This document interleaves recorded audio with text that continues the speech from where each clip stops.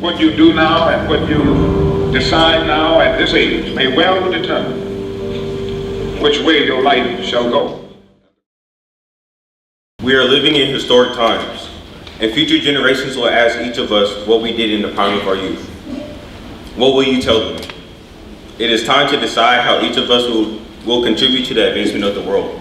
We're providing you with the opportunity to learn from those who have committed their life's work to creating a society that is just and equitable. This is how we best honor the ongoing legacy of Dr. King and all of the people, named and unnamed, that lead our civil rights movement. Our hope is that their work will inspire you to find your movement. Don't barter this time away. Don't barter your youth. Lift every voice and sing till earth and heaven ring, ring with the harmonies of liberty. Let our rejoicing rise high as the listening skies. Let it resound loud as the rolling sea. Sing a song full of the faith that the dark past has taught us. Sing a song full of the hope that the present has brought us. Facing the rising sun of a new day begun. Let us march on till victory is won. Councilman Larry Gossett has been an advocate for underrepresented groups and in service of the Black community of King County. Attending and graduating from Franklin High School, Councilman Gossett attended the University of Washington, where he was one of the original founding members of the University of Washington's Black Student Union. The same year, the Seattle chapter of the Black Panther Party was founded. After graduating from the University of Washington in 1971, Councilman Gossett became the first supervisor of the Black Student Division. In the Office of Minority Affairs, later in his career, Councilman Gossett would gain the title of Executive Director of Central Area Motivation Program, CAMP, one of the oldest and largest community action agencies in the city of Seattle, then being elected as King County Council of District 10, currently 2, in 1993, 1995, 1999, 2003, 2005, and 2007.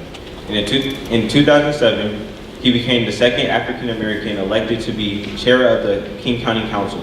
Today, Councilman Larry Gossett is still an advocate of the Black community and the underrepresented voices of people of King County.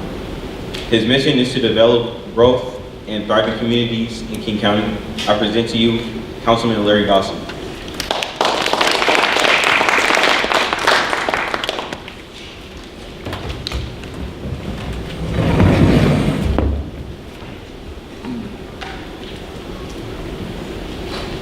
Good morning, Overlake. Please excuse my voice, that's why I have the water here. But can those of you in the back there hear me? All right. I get a lot of opportunities as an elected official here in King County to speak to young people about Martin Luther King as well as other issues. But this is the first chance that I've ever had to come out and participate with you all at Overlake. I'm very happy to be here. What I'd like to do, you all are younger than the folks that were in here a few minutes ago, so I want to be a little slower in my remarks, and I want to be basic where you can understand.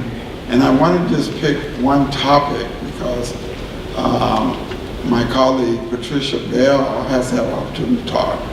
And then she and I would like to leave some time for some of you to ask us questions about the meaning of Dr.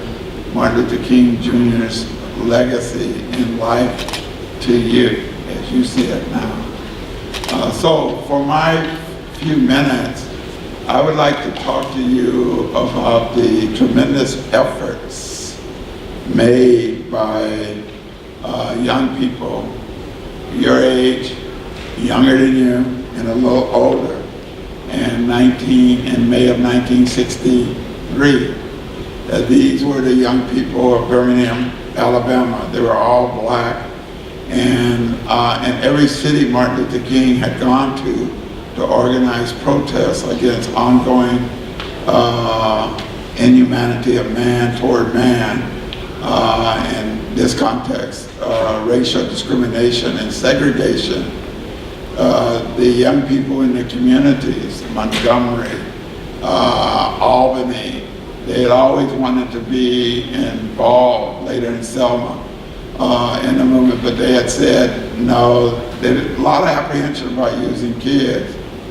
In Birmingham, Alabama, though, Birmingham in 1963 was considered the most segregated city in the entire United States of America. They actually, by way of example, so you'll know what I mean by segregation, racial segregation, it was illegal for blacks and whites to go to school. It was illegal for blacks and whites to sit together on the city buses. Matter of fact, if a black was sitting on the bus, even in the back, if a white person got on, man or woman, young or old, and he or she did not have a place to sit, the black bus rider was expected to give up and give his or her seat to the whites. That's what started the civil rights movement, the modern day part of it. Rosa Parks was a black woman in Montgomery back in 1955, December 1st, who had decided to stay in her seat because she'd been working all day, and by law and custom, blacks being inferior beings always had to give up their seat to whites on the bus. However, if they didn't, they would be put in jail. That's how segregated and bad Birmingham was. Birmingham was a little worse than other cities because they even had statutes on the book, laws on the book, that said it's illegal for blacks and whites to play checkers together. So if they found a black and a white playing checkers together in downtown Birmingham, they put the black person in jail and they would give a harsh verbal warning to the whites. It was illegal, even in Birmingham, for blacks and whites to play baseball against one another. Once in a while, they saw some kids about your age playing baseball against each other. Again, they took the black kids to juvie, that means a jail for juveniles under the age of 18. And the white kids, they warned them and told them to go back home. That's how bad Birmingham. Martin Luther King's thinking was, if we could break the walls of segregation in Birmingham, we would be able to break the walls of overt, open racial segregation in all the cities and hamlets and small towns all over the South, because Birmingham is the worst.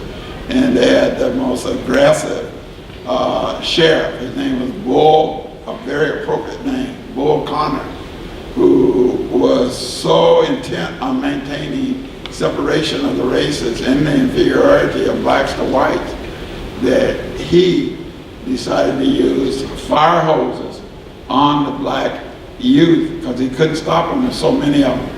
And later, when the hose didn't work, he brought out police dogs and sicked the dogs. Pictures of these efforts to maintain segregation by fire hosing young black kids and sicking dogs on them made it all over the world, all the cities of this country, all the communities in Europe and elsewhere, and put so much pressure on then President John Fitzgerald Kennedy, who was the president of our country from 1960 to November 22nd, 1963, before he was assassinated. He said, this is too much. And on June 6, 63, he got on TV and said he's going to put forward to Congress a new law, a civil rights law, forced the citizens all over our country to provide civil rights and basic opportunities for blacks and other people of color. And that legislation was passed, but he was dead when it was passed. It wasn't passed until April of 1964 when we got our first civil rights legislation. The importance of the kids is that so many of them were willing to sacrifice that from May 2nd to May 7th, 1963, 3,111 kids, ages 7 to 17, remember I said they're a little younger than you as well as older, they all went to jail, but they had been trained on how to carry out nonviolent, direct action, participation in demonstration. That means that Martin and his lieutenants trained them how not to be violent. They didn't want them throwing no rocks, hitting the police or anybody else. They did not want them to be preaching hate. We hate you, white folks. We only want to preach love. And in these demonstrations, and when they took the kids to jail, put them in 75 kids in jails that supposed to hold 25, the guards were stunned. They'd never seen anything like this. The kids just turned to them and said, "We love y'all." Because Martin and lieutenants, we love these people. We're trying to create a new man and woman in America that doesn't base and relate to one another based on the color of skin or our age or our gender. And we want to relate, like you heard him saying in the film, toward everybody with love, not toward hate. And if we don't have different values that we operate our movement on, then there will be no way in which we can say we're creating a better country, a better world. And we, black people who have suffered from oppression all our lives, should understand those principles, said he to the kids, more than anybody. And all the kids said right on. And it was remarkable how well they followed the orders and had the discipline to carry on their fight against segregation. They went to jail by the hundreds. Matter of fact, on May 6th, in the morning time, between 10 and 12, more people went to jail in Birmingham than had gone to jail in such a short period of time any city in the country before or since. 1,000 kids went to jail that day, hundreds and hundreds of them in that 2-hour period. That never happened before in our country, never happened since. And it took those kinds of actions though to break the arm, to break the heart, to break the wall of segregation in this country. Because after they did that, John F. Kennedy finally got on TV and said, racial segregation got to end. We're going to pass civil rights legislation. It wasn't the first time that civil rights legislation in your country had been passed to benefit black people. It was the second time. 1964 was not the first time, it was the second time. Almost 100 years ago, 1866, the 14th Amendment was passed. The 13th Amendment was passed, giving blacks their basic civil rights. 100 years later, we had to do it again. And that gives you some sense of the kind of ongoing oppression of black people that occurred in our country, even after slavery and in 1863. By 1963, 96% of black people that lived in 13 southern states could not vote. About 2 or 3 to 4% of them could vote, but they couldn't vote. The majority of black people in the United States of America could not vote in 1964. They couldn't vote until after voting rights were passed again in 1965, and they had been passed in 1867 with the 15th Amendment. So what that tells you is that we have to be vigilant around the rights of people, particularly people of color in this country, because it has not been a fair history. I hope that all of you kind of appreciated what I just said about the importance of children's actions. And everybody thought that some of the kids would be killed, but none of them got killed during those demonstration, and it's fortunate because this organization called the KKK existed, and they would do anything to maintain the racial inferiority of blacks to whites and to keep the old customs of the South of treating blacks as second-class citizens going. What does KKK stand for? Thank you. Ku Klux Klan, that was the name of the organization. And even though they didn't kill any kids in the summer of '63, in the fall of '63, 4 months later, April 6th, Sunday, the Ku Klux Klan, because about 3 or 4 years ago, that's how we know it's the Ku Klux Klan. The Ku Klux Klan that did a bombing of a black church where 4 little girls were killed did occur in Birmingham. And it was a dastardly act, and the whole country was upset about it. But that was the kind of situation that the kids faced in Birmingham at that time. Their efforts began the destruction of formal legal segregation in this country. If you have some questions about what I've said a little later, I'll be happy to answer them. Now, I'm going to introduce you to Patricia Bell, who is Sala's grandmother. I don't know where Sala is, but I'll give it to her. Good morning. As Councilmember Larry Gossett said, my name is Patricia Bell. I work for the City of Seattle, and the branch that I work in has a division called Environmental Justice Service Equity, and that's what I do for a living. Now, I had everything planned from the first workshop basically to do the same thing for the second workshop. But as I look around the room and I look at the youth, I feel like it's a lot of information that really probably at one day, sometime, hopefully you will gravitate to that type of information, but it's not necessary right at this time. What I think is really critical is for me to change it up a little bit and actually involve you as participants in the audience, because I think it's critical.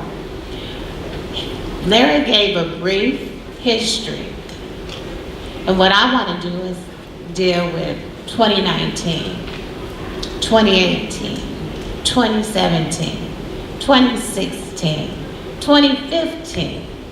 That's what we need to go. So, what I'm going to do is first read an editorial that was written about Martin Luther King, Dr. Martin Luther King, on Monday. And this was it touched me so much. It resonated. I needed to share this with others because for me, it made me think. It made me think about what I can continue to do and what I need to do differently. Because ultimately, it's about love-evolution. So when we talk about revolutions, we're talking about love-evolutions. We're talking about embracing each other. We're talking about honoring each other's differences. We're talking about being inclusive, not diverse. Because if you're inclusive, then you've taken care of diversity. That's major, and that's different. So what I'd like to do is, like I said, read this article. And then from there, I'd like to just open it up so we can have a dialogue.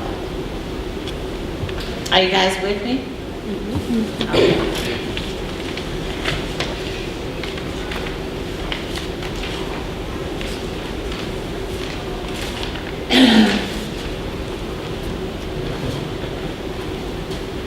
So, had an assassin's bullet not taken his life on a Sunday morning in Memphis, Tennessee on April 4th, 1968. Dr. Martin Luther King Jr. might have lived to celebrate his 90th birthday last week. Can you imagine how the world might be different had he been granted a long life? Just let that sit with you for a second. Think about it. He was brutally murdered. So let's put it the way it really is. So, each year during the celebration of his all too brief 39 years on this earth, many of us take a moment to resurrect him through his words, seeking to understand him a bit more and to move beyond his "I have a dream" speech.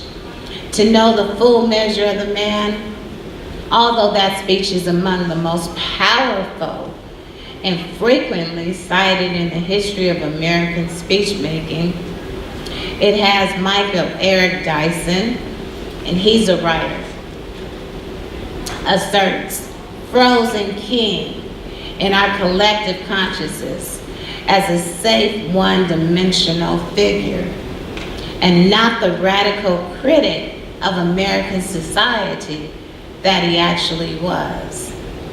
So everybody has this picture of Dr. King, right?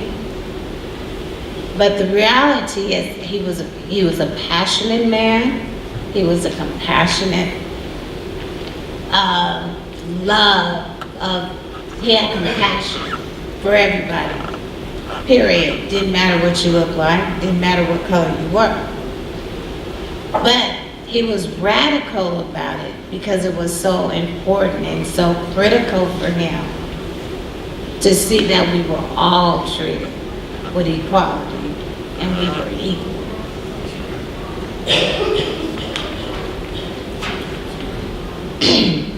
In one of his earliest efforts to hold up a mirror to society and compel it to action, King wrote the book, Stride Toward Freedom. In it, King recounted the developments of the Montgomery bus boycott of 1955 and 56, seeking to counter the skewed perspectives of newspaper reporters and commentators, offering instead a more fact-based retelling of the events of that historic time.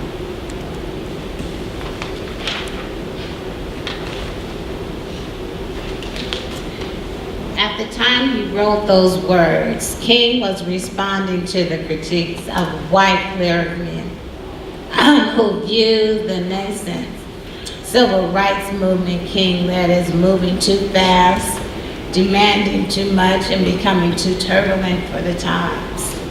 But King also sought to reach past their ill-formed and biased objections to their congregations and to American society in general, challenging its silence and inactivity. King recognized the legalized and long-standing oppression that he and his black followers were subjected to was depraved and was appealing to the broader society's moral code and passiveness. His words rang out from Montgomery, moving people to action throughout America and the world and forging a civil rights movement that would eventually change American society. History has proved King right, and all who draw breath today are the beneficiaries of his wisdom and fortitude, as well as the courage and sacrifice made by his followers almost 65 years ago. I'm gonna skip this other, no I'm not. The complexity of those who remain silent in the face of evil is a theme that he would frequently return to, and one that speaks powerfully to us in 2019. The daily drumbeat of insults to our morality that we read about in this paper or watch on our screens has paralyzed too many of us into inaction and silence. Day after day, the fabric of our neighborhoods and our country is frayed a little bit more, and too few of us march and protest or volunteer with a nonprofit or vote in an election. Dr. King might say to us that our self-centeredness and inaction, our silence in the face of today's evils, is a modern-day version of the cooperation that he warned against back in 1957. Then, rather than remaining silent at the outrages of our times or mindlessly reciting, "I have a dream," I hope that we will recommit to opposing evil, to protesting it, and never cooperating with it. From that, just let it resonate. But what I want to share and what I want to open up with, really, which is this, but also, if people are willing to share, is when, what type of injustices have you seen in 2019? Just in the last week, just in the last day. Where have you seen, when did you become aware of race and the difference? And how you have been taught by your peers, by your parents, by anybody. Go ahead. Well, if I recall correctly, the Supreme Court approved the transgender ban for the military. That's on my opinion unconstitutional. Oh, without a, yeah, well, we could definitely have a conversation about that one. Okay. That's an excellent example. Is there any other examples that people have that they're willing to share? Life lessons, things that they have learned thus far? Any examples of injustices that you've seen or heard about, other than just the ban? And if you were in a position where you can do it different, what would you do to make it better? How would you begin to embrace one another? Plus, we only have about 6 or 7 minutes or anything on Martin Luther King. That you might have a question for either she or I. This would be the time. And as she said, if there's any other topic that you would like for us to comment on or you'd like to share, given what your understanding of the meaning of Martin Luther King and his life means for you, where you're at here in this community today. What can kids this age do? You were talking about the kids being an important part of the movement in Birmingham. Yeah. What can kids in Redmond, Washington do to make a difference here in 2019?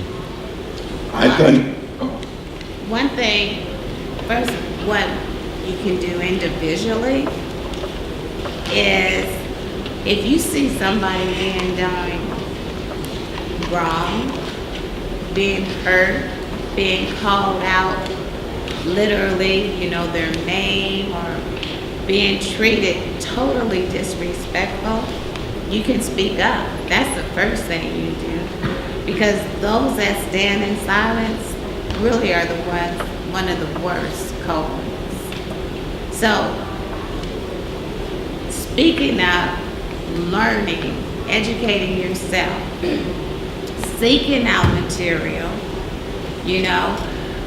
understanding the dynamics of what's going on, even on a basic level, that's, holding conversations with their parents, and their parents being open and being transparent and being truthful, and saying we collectively together can make a difference.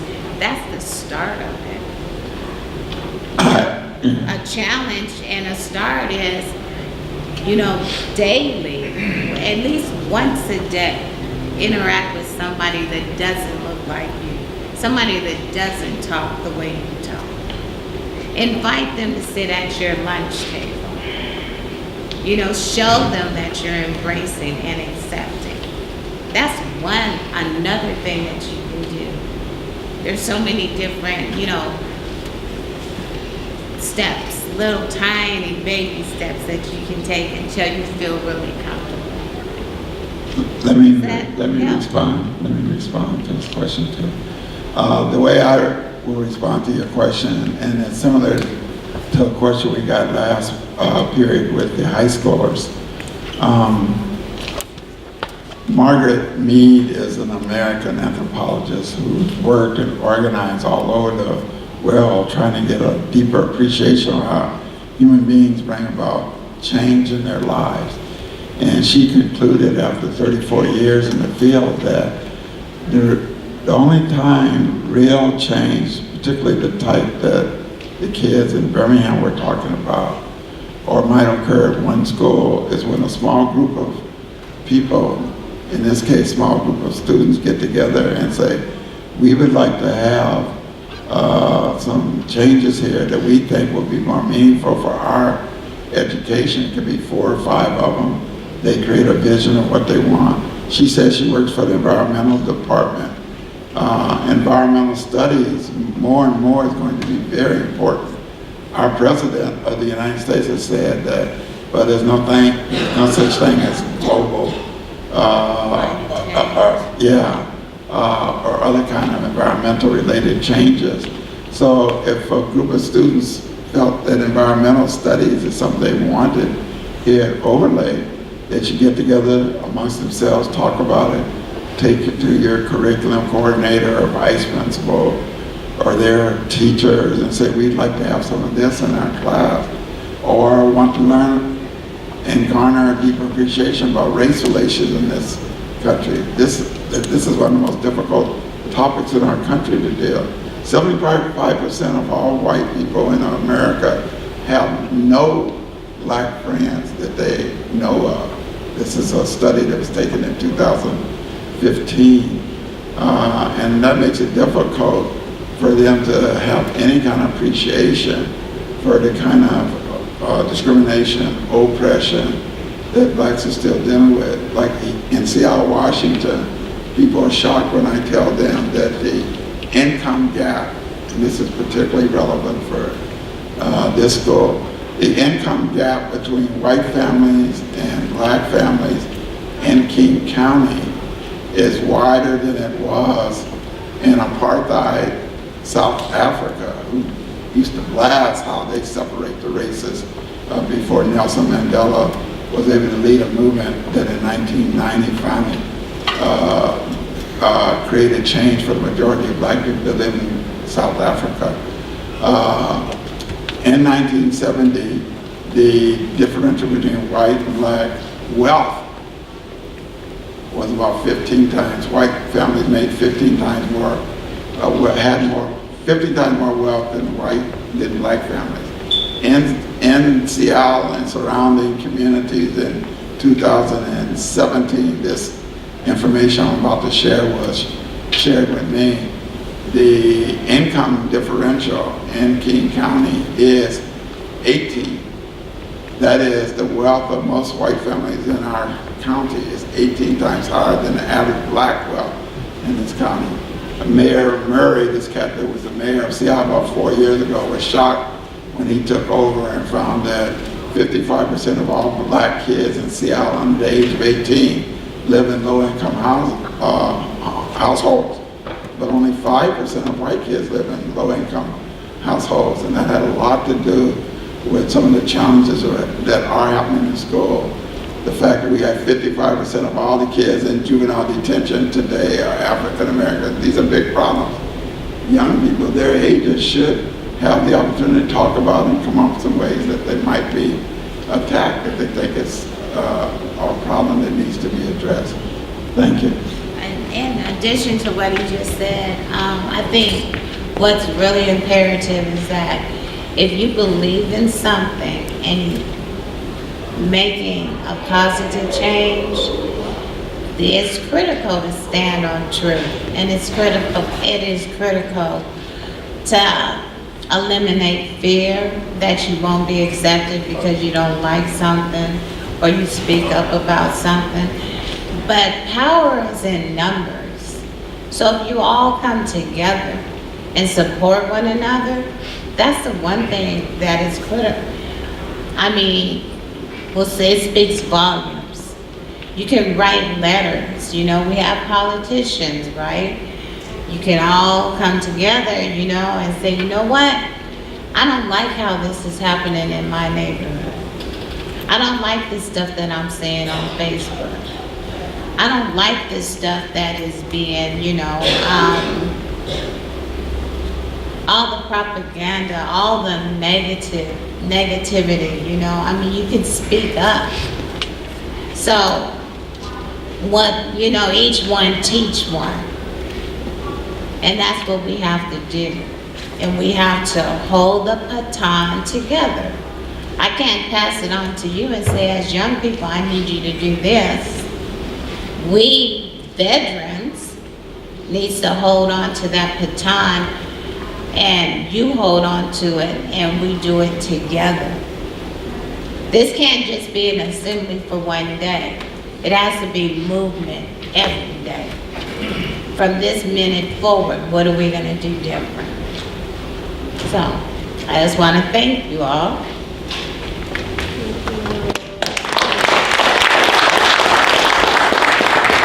Thank you, everyone.